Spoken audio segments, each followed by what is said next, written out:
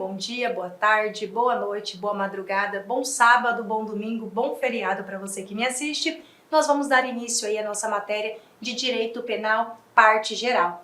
Pessoal, nós vamos caminhar em Direito Penal, começando aí do artigo 1º e vamos caminhando na sequência, tá ok? Caso eu precise em algum dos artigos fazer um link com algum outro artigo que está mais à frente, eu vou trazer isso para vocês em slide, tá ok? Mas isso não quer dizer que se eu tiver que puxar um assunto da frente, que lá na frente nós vamos pular esse assunto, tá? Nós vamos seguir na sequência do Código Penal para que facilite aí o seu estudo. Eu recomendo que você tenha um vadimeco em mãos, tá ok? Pode ser um vadimeco aí digital, pode ser o seu vadimeco impresso, mas eu recomendo que ele esteja atualizado, tá bom? Para você que nunca teve contato aí com o direito penal, eu recomendo que você abra o site do Planalto, www.planalto.gov.br, tá ok? Ou coloque aí no seu Google Código Penal, e aí você abra diretamente do site do Planalto, porque ali já está atualizado, tá bom? Essa atualização ali é feita constantemente. Caso tenha algo de novo, caso tenha alguma novidade, esse site aí do Planalto já vai estar atualizado para você, tá bom? Então, sem mais delongas, artigo 1º do Código Penal, vamos lá. Artigo 1º diz: não há crime sem lei anterior que o define, não há pena sem prévia cominação legal. Isso é o que está no nosso artigo 1º do Código Penal, tá bom? Vamos lá. Estamos falando do princípio da reserva legal ou princípio da estrita legalidade. Gente, eu já vi isso aqui cair em prova perguntando se o artigo 1º consta apenas no Código Penal, tá ok? Se este princípio é um princípio que consta apenas no Código Penal. Muito cuidado com isso. Este princípio está no Código Penal e ele tem previsão constitucional, tá bom? Nós vamos extrair ele aí do artigo 5º da Constituição, até porque ele é uma cláusula pétrea. Ele é uma cláusula pétrea, tá bom? É um direito fundamental esculpido na Constituição. A nossa queridíssima banca VUNESP já cobrou isso. Ela colocou a transcrição do artigo 1º e disse que o artigo 1º constava apenas do Código Penal. Não, pessoal, ele é uma cláusula pétrea inserida no artigo 5º da Constituição e é um direito fundamental, tá bom? Tem origem na Inglaterra em 1215, na Magna Carta, na Carta do João Sem Terra. Professora, preciso saber dessa informação? Precisa.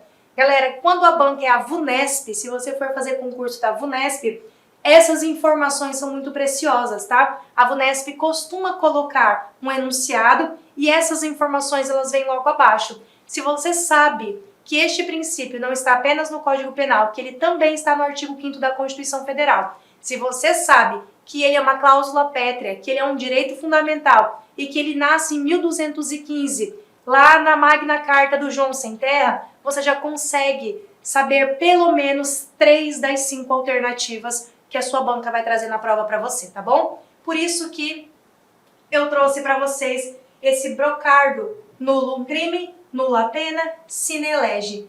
Pessoal, ainda falando de banca VUNESP, tá bom? Nós vamos aqui tratar de todas as bancas, mas ainda falando de banca VUNESP, ela cobra esses brocardos aqui, tá ok? Então eu preciso que vocês saibam deles. Nullum crime, nulla pena, sine lege. Quer dizer, não há crime e nem pena sem lei.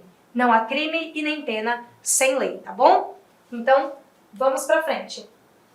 Qual que é a ideia aqui desse princípio? A ideia dele é de que a lei é a fonte formal imediata do direito penal, tá bom? Isto é, somente a lei pode criar crimes e cominar penas, tá bom? Somente a lei pode criar crimes e cominar penas. Professora, todo tipo de lei? Não, pessoal, só a lei em sentido estrito. Eu preciso de uma lei em sentido estrito que seja anterior, que defina o tipo penal, defina o crime e que comine as penas, tá bom?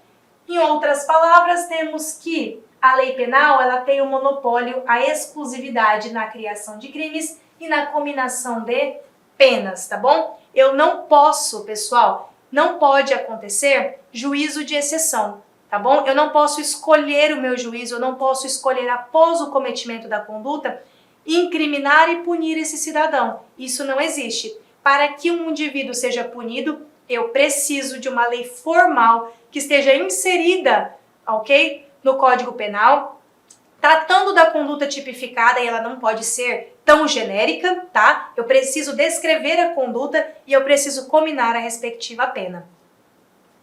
Vamos lá de observação. Embora só se fale em crime, o princípio também é aplicado para as contravenções penais. E aí eu vou fazer um adendo, tá? O que é uma contravenção penal, pessoal? Uma contravenção penal é uma espécie de infração penal, onde eu tenho os crimes e as contravenções, tá bom? A contravenção penal, também conhecida aí por crime liliputiano, e aí a gente fala em crime liliputiano porque nós vamos lembrar do conto de Liliput, onde as pessoas eram pequenininhas, baixinhas. Posso chamar também, e doutrinariamente é conhecido também por crime anão, tá bom? Crime anão porque são crimes pequenininhos, crimes baixinhos, com penas baixas. Eu só comino pena de prisão simples, tá ok? Pena de prisão simples para as contravenções penais. Quando eu falo em crimes, eu estou falando de penas de reclusão, de detenção, tá bom? Eu estou falando aí de penas maiores, de crimes maiores. E eu tenho uma lei de contravenções penais. Serão contravenções penais todas aquelas infrações penais inseridas nesta lei, tá bom? Vamos adiante. Fundamentos do princípio da reserva legal. Vamos lá. Fundamento jurídico, tá? O fundamento jurídico do princípio da reserva legal é a taxatividade. Vamos lá. Por que taxatividade? Porque a lei deve descrever de forma precisa o conteúdo mínimo da conduta, tá ok? O conteúdo mínimo dessa conduta. Pessoal, tem que ser todo o conteúdo, esta matéria precisa esgotar o conteúdo, tipo, precisa descrever toda essa conduta? Não, pessoal, não precisa descrever toda, mas ele tem que descrever minimamente. Por quê? Porque eu tenho crimes culposos. Se eu precisasse descrever toda a conduta, os crimes culposos estariam esvaziados. Eu não consigo, nós seres humanos, não conseguimos definir tudo o que pode acontecer no decorrer de um crime. Então eu defino o básico, eu defino o mínimo para a tipificação e vou encaixando nos casos concretos, tá ok?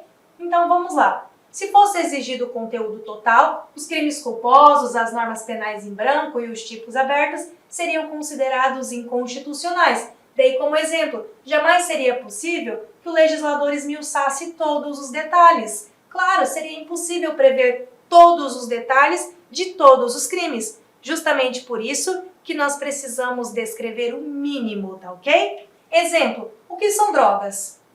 A portaria do Ministério da Saúde é quem vai auxiliar esta definição. Nós temos uma portaria que define quais são as substâncias consideradas como drogas, portanto, ilícitas sem autorização legal, tá bom?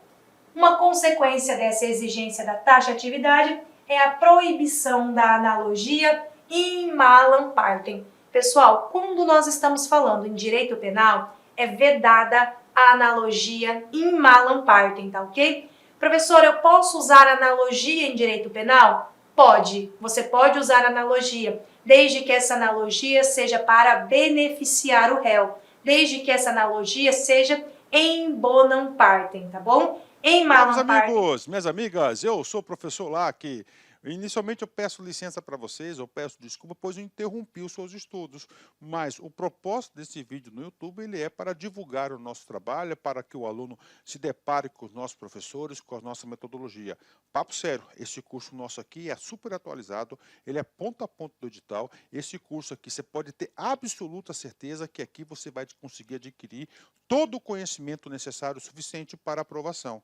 Essa aula representa apenas 30% da aula, 30% da aula. Se você quiser assistir os 70% restante, quer ter o PDF dessa videoaula, se você deseja ainda, tá? Deseja ainda estudar pelo nosso Personal Coach, que é a nossa metodologia, investimento, olha só, super promoção, não tem desculpa, apenas uma parcela de R$ 159,90. Vai ser o seu melhor investimento, vai ser um excelente custo-benefício, a aprendizagem que você vai ter. E como disse, aqui tem um conteúdo necessário para que você seja aprovado no concurso do Tribunal de Justiça do Estado de São Paulo para o cargo de oficial de justiça. Então eu espero vocês aqui na LAC. Valeu, tchau, tchau.